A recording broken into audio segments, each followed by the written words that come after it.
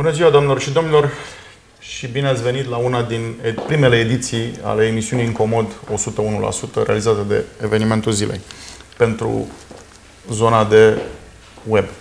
Invitatul nostru de astăzi este un personaj extrem de interesant, ale cărui valențe sunt multiple și de la care poți afla o mulțime de lucruri, de la momentul în care se sfârșește pământul până la ce se va întâmpla cu România. Dar este un om extrem de preocupat de tot ceea ce înseamnă analiză economică, analiză politică, prognoze, făcând ceea ce meteorologii încearcă de mult timp să prezică starea vremii. Invitatul nostru de astăzi încearcă să prezică starea unor națiuni și ce se va întâmpla cu ele. O să intru direct în subiect pentru că sunt multe lucruri de spus și nu vreau să pierdem timpul cu introducerile. Domnul Schloer este cel care va încerca să ne lumineze. Așa cum spunea la început, astăzi este o zi frumoasă, dar ușor rece. S-ar putea ca asta să fie ceea ce ne așteaptă de acum încolo. Welcome to Evenimentul Zilei, Mr. Schloer. Thank you. You're not for the first time in Romania. No, I'm here for a while. I have a company here. And as I saw, you have some Romanian people working for you in your staff. 99% of them are Romanians. No, but it's the staff in the Schloer group. Yes, of course. Yeah. Absolutely, yeah. And you're pleased with them? Very much so. Very smart people. Yeah. What do you think about Romania? What I think about Romania? Well, I think Romania is becoming an interesting island. Okay. Because a lot of things changing around Romania. Some of them influencing Romania quite a lot. But Romania also is bypassed by a lot of problems. For example, migration problem that plagues all of Europe. Not too many people want to come and settle in Romania. And maybe because Romania it's a border? And the migration all the time is going from east to west? Yes. It's in a very interesting place, actually. It's right next to the Ukraine and Moldova. And Europe sort of, in the mind of most, starts somewhere further to the west. And so it's sort of an island, that does its own things and has its own economy. If you look at the economic growth figures, they are quite different in Romania than in the rest of Europe. Actually, Romania is doing quite well. Yeah? They're doing quite well. Yeah. It's an island. It's an interesting island. It's interesting to name Romania as an island because all the time we're seeing our country as an island. From different perspectives. All the time in Romania, we have two perspectives. That's a big change from being invaded all the time, Yeah, we're at the crossroads. Yeah, exactly. Yes. Tell me, please. You are doing all the time analysis, global analysis regarding economics, politics, trying to predict what will happen next. What's your thoughts? Which are your thoughts about what will happen next? In the region, I mean. First, then go to the world. Go to the world. Well, first of all, the word prediction is just a very, very, very tricky and ugly word. It's a dangerous word. I know, because people are expecting to fulfill. Well, people not always understand how and when predictions are fulfilled. Everyone has sort of its own idea about what is going on in the world and how things are transpiring. For example, I predicted substantial changes in the world of finance, and always I put them between 2012 and 2025. But in 2013 or 2014, people say, so what happened with all these changes? You say, well, we are not there yet. You know, because you did it in 2012, they were expecting to everything to see be it fulfilled in 1 or 2 years. 2013. Yeah. And then they say, yeah, but no, this is the opposite is true, this and that and so on and so forth. Well, here is what I've been doing for years, and this works for me very good. One of them is never fight the data, because the data is what tells you what's going on, not what you think is going on. What you think is almost always wrong. The data, though, doesn't lie, unless you collect the data with a lot of bias, or you look at the data with a lot of operating bias. Then the data, of course, tells you the wrong thing. Yeah, but you're acting like a surgeon, no? Yes, exactly. So what we have actually done is, and this is why I'm using all these wonderful smart Romanians to build that, we have actually built a data model that is completely self-organizing and unsupervised self-organizing, so that we can ask the data questions in a way that are not contaminated by operator bias. And that leads to a lot of very, very interesting... And what kind of data are you collecting? Well, that's the wrong question. We should ask what data we don't collect. Okay. And that's tough to say, because there isn't anything that we are not trying to get. Now, we're working with open source data, not with any... you are doing also your own research, like surveys, like focus groups or something?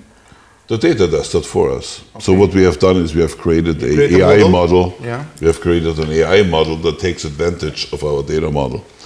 And it is, again, also a unsupervised statistic layer that looks at everything, all the changes, every movement, anything that moves outside the bell curve somewhere is interesting, and there has to be reasons for it.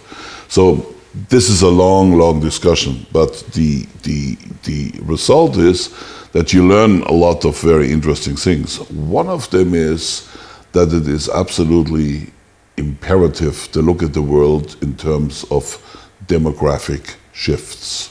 Okay. Because the world is about, and this is the world of finance, the world of I understand, but business, it's always about behavior. People, no? All the time we're talking about people. People. Yeah. People. Yeah. It's the decisions of people that matter. Nothing else. Nothing else. So the decisions of people cause global warming. The decisions of people cause to build interesting technology. Decision of people is what causes financial crisis. The decision of people causes absolutely everything. There's a very interesting element here, and that is, first of all, let's talk about global security. Because it doesn't matter what kind of finance we have or what kind of problems we need to solve or whatever, if we don't even get through the next 15, 20 years. The biggest problem that we have is Generation X. Okay. Generation X is the generation that went to from high school to college and university, the early 90s. Okay. Very late 80s, early 90s, like 91, me. 92. Exactly. Yeah. I am so you 49. Are the problem. You are exactly the problem. Yeah. You and everything after you is the problem. A lot of people are trying to solve this problem, and I'm still fighting. So what happened here is this. There's the generations before, they remember the Cuban crisis. They remember the World War II, the outcome of World War II. The famine. They remember a lot. Hiroshima, Nagasaki. They remember Bikini Island tests. They remember all of these things.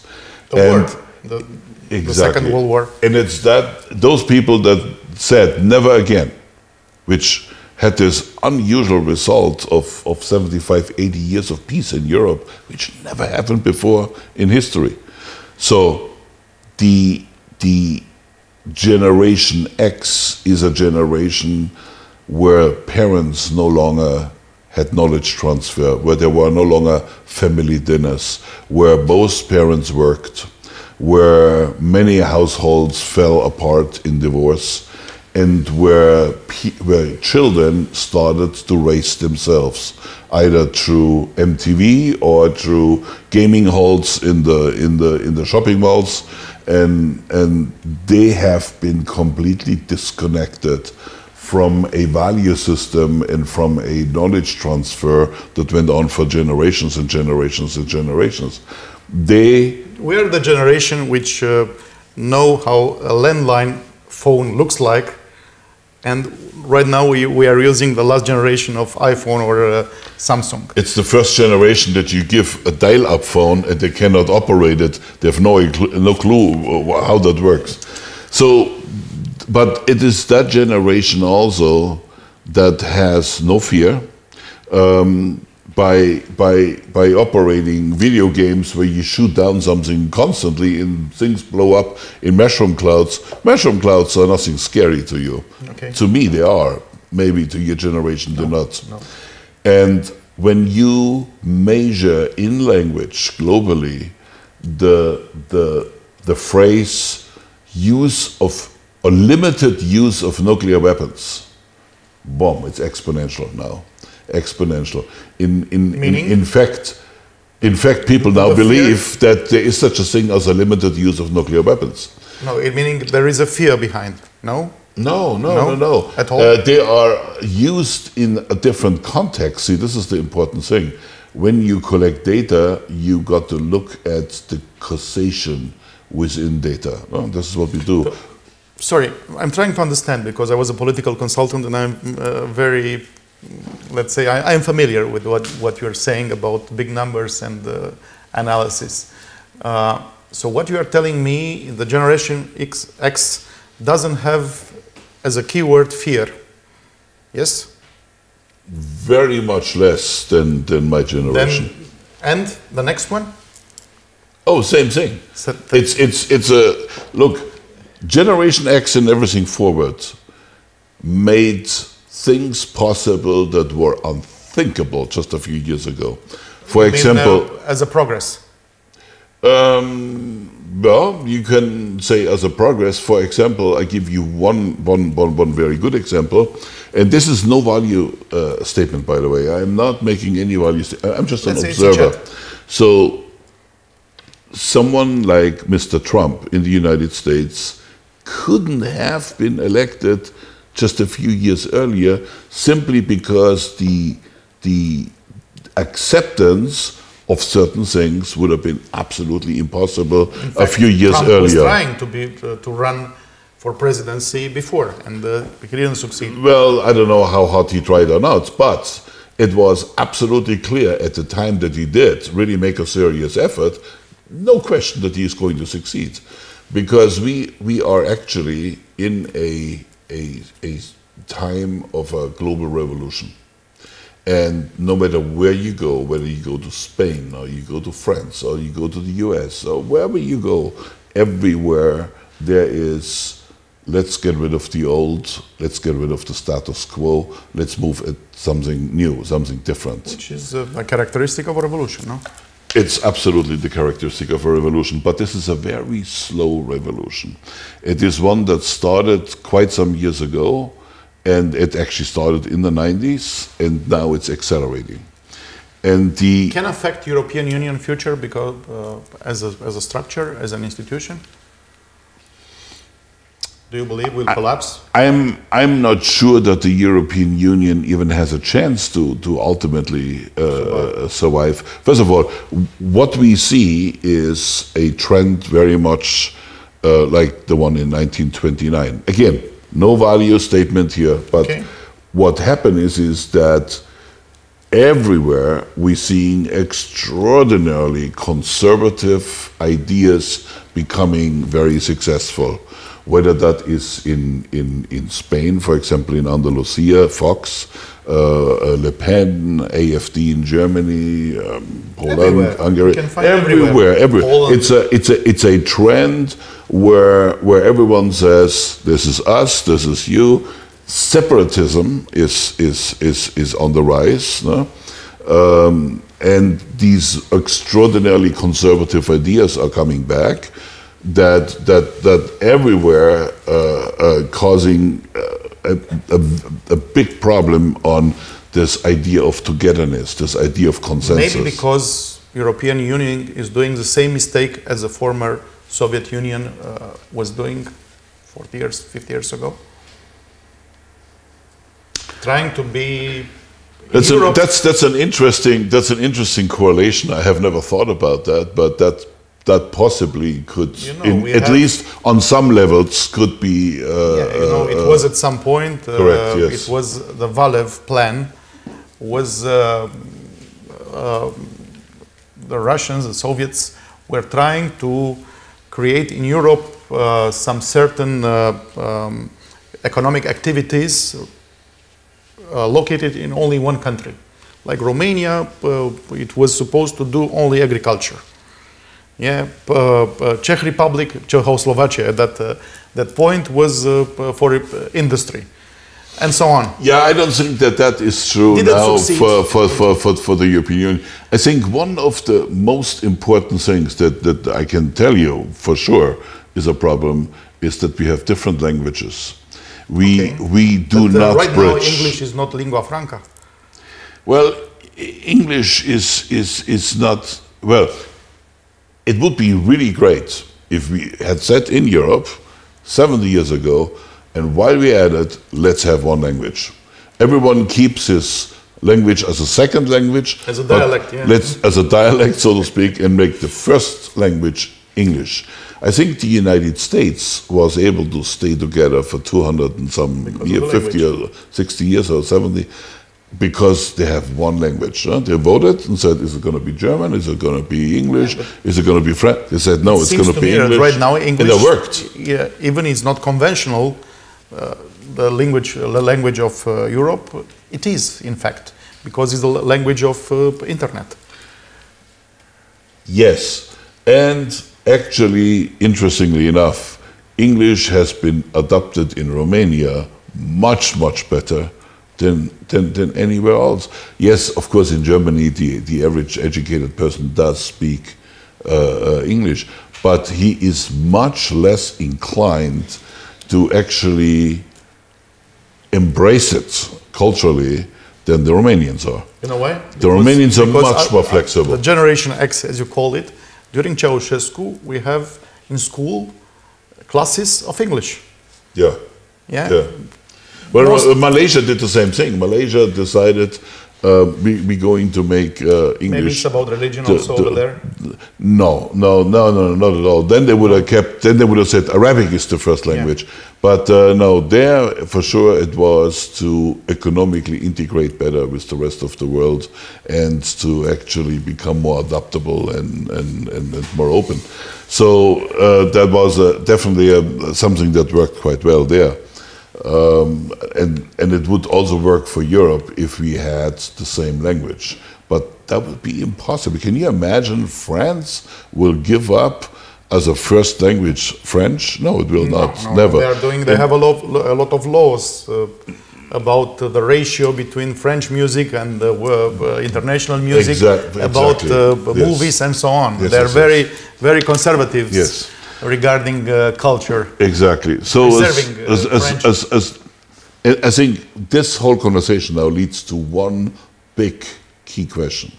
And that is, can we still live in a world where everyone holds very tightly on to his culture, to his ideas, to his borders, to his definitions, to his whatever it is, and be globalized at the same time? And the answer is no, it's not possible. We are now at a stage where we, no matter what we do, we affect someone half around the world. Through pollution, through business, through finance, through all kinds of these tools. We have to begin to think that whether we like it or not, whether we believe it's a good idea or not, we are one global community. And unless we think as one global community and try to gain consensus around the things that we want for the future, okay. But you have one problem here. We will go through conflicts to get there. We have one problem here. Right now, the whole world is run by Generation X. X. And the generations after, yes. Yes. So if we think about it, you have to wait for the next generation, which means another 40 years. No, generations don't take 40 years. They come much faster. Maybe the pace, it's a little... 20 years. 20 years, yeah, let's 20 say. years. In 20-year segments, even a little shorter than that, 18-year segments, you can maybe say it's a speed up. Is a maybe generation. It's a speed up, because right now, if you are 35 and you're not in an executive position, it means you've failed your career. Yeah, that's pretty true. Yes, absolutely. Well, I don't know. It's also something about life expectancy. I mean, life expectancy 40,000 years ago used to be 20 years, 22 100 years. No? Oh, it quadrupled in since then. You know, but yeah, even in the last 100 years, except in Russia, there the life expectancy has gone down actually since the fall of the Soviet Union. You will be special guest on 19th of March. We have a special event organized by Capital and other partners at World Trade Center here, and we'll find out a little bit more about your program, Decision Point. Can you tell us a little bit more about it? You are helping executives, politicians to take the right decision. What's the idea behind? So the idea behind is this. I spent literally now many decades putting together a new AI model. And I don't want to get into all the details about it. They'll probably be very boring for someone who's not into IT, but we succeeded in a very significant way by creating, rather than creating smart programs, to create a all-inclusive smart data model. And we can ask the data questions like we could. Can you help a politician to win elections? I should refuse to answer that question. It's about marketing. Let me put it that way. No, because helping Cambridge Analytica, I understand. helping. I much rather have the politician help himself using our tools. That's a politically correct statement. Yeah, because see, look, when you say, "Can you help a politician to win an election?" That's the right question. That sounds terribly like manipulation. Because of Cambridge Analytica, I understand that. Yes, but for real. But we are not in the business to manipulate. We are in the business to give some. Manipulation means that, in spite of another truth, you sell a truth that is more convenient in order to achieve an effect. And that is a politician doing all the time. That is exactly what we're going away from.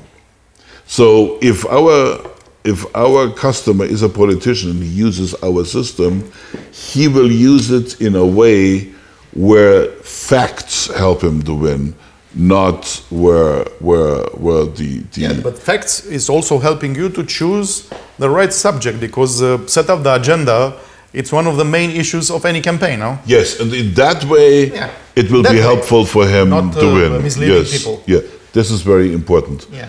There is nothing worse than be a purveyor of fake news, fake facts, and so on. No? But giving someone the real tools to really understand what the real issues are and what the future is, I think that's very helpful. And that goes also to promises. I mean, can you at this stage promise a better financial system? No, you cannot, because the current financial system that we have is inheritedly broken. It has, and I mean, everybody now finally can see it. You know, I mean, when I talked about these things 5, 6 years ago, 7 years ago, people looked at me like, he's a doomsday purveyor. Now everyone can see, actually, there's no possibility that this moves forward. So about 9 years ago or so, I was asked, well, when do we actually really know and see that the last days have come? And I was saying, economically speaking, Yeah, this was at financial Forum. speaking, It was exactly 9 years ago. Was at the Forum Istanbul 2010, and I said, look, when you see alternative financial systems and payment systems like Bitcoin popping up everywhere, exactly. And I mean, these cryptocurrencies are everywhere.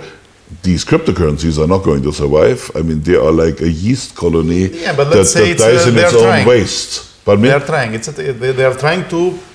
It's a symptom. Yeah, they are not a solution. Something is not working. Exactly, they are a symptom of what's not working.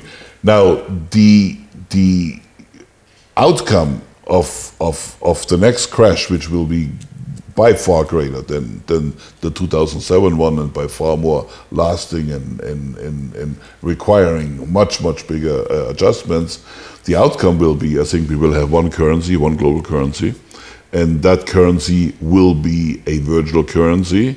It will be a currency that allows the tracking of absolutely every coin or every unit of money.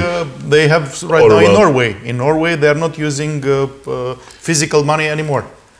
Yes, so you can just by card. Yeah, exactly. So you can, for example, I guarantee you that we will track each and every unit of money by an IP number, IPv6, for example. So we'll have a chip somewhere, huh? Well, we will eliminate completely financial crimes. We will eliminate tax evasion. We will eliminate all of these things. I mean, we will know where every unit of money is on this planet. No? We're going there. This is almost a default development of technology. You know, things will be done because they can be done, and obviously we are moving into a world of more control, not less control. But so these are completely normal outcomes. Not unequal. I mean, there are some countries who can do that, but other countries they cannot be squeezed in this system. No, they don't need to be squeezed in the system because the adaptation comes through efficiency. And believe me, even Russia at some point will even our greatest adversaries. China, I'm not saying and so on. China or Russia is our adversary. I'm just saying one of the biggest economy, like China, even like India. Yeah, even they will all adopt ideas that work. If they can see on this side an idea that benefits them, they adopt it. This is absolutely normal. This is human. This is how it works, you know. And remember, not the strongest survives, the one that adapts best. Of course. And so for example, if you can create a financial system in which financial crimes are impossible, then that will be adopted very quickly, and that can be built today. A world without crimes. Well, look, most crimes, 90% of all crimes are having some kind of an origin of economic nature. Of course. So there is, of course, you know, the crime of passion and that's whatever, you know, but most of that has some economic component, and I'll give you one example. This is just something I believe will happen. I think the entire taxation of the world will be changed by once we can control every passing of money in this world. All we have to do is take a tiny little transaction fee off the top. Forget about taxation. We have instant taxation that way. Nobody will not pay. Nobody will have to file returns and do all of these things. It's done. It's finished. It's over with. I guarantee you, within 15 years, we will have that system. Okay, what can I say? I hope we'll talk again in 50 years. It's up to you. Thank you very much. Thank you. It was a pleasure. Thank you. Doamnelor și domnilor, punem aici punct primei emisiuni. Ați auzit lucruri care poate par incredibile, dar care urmează să se întâmple. Ne revedem cât de curând. Vă mulțumesc!